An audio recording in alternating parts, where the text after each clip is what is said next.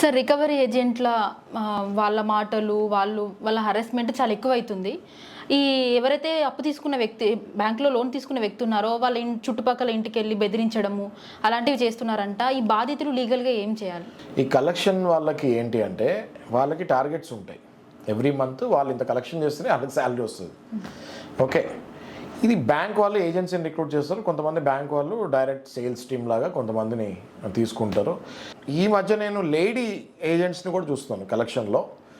మన క్లయింట్కి ఒక లేడీ వచ్చి విపరీతమైన మన ఆఫీస్కే వచ్చి మన ముందే మన క్లయింట్ తోటి చాలా చండాలంగా మాట్లాడింది. అది వీడియో కూడా రికార్డ్ చేస్తాను. అది ఒక ప్రముఖ బ్యాంక్ కోర్టులో కేసేసి ఇట్లా ఇంత చండాలంగా మాట్లాడినందుకు 5 నుంచి 25 లక్షలు పరిహారం మనం అడగబోతున్నాం.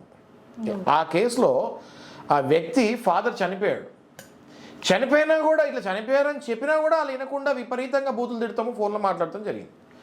ఎవ్రీథింగ్ మనం వీడియో తీస్తాం జరిగింది. 100% మనకి తగిన డిఫమేషన్ కేసెస్ తగిన పరిష్కారం ఆయనకు తీసుకోవచ్చు.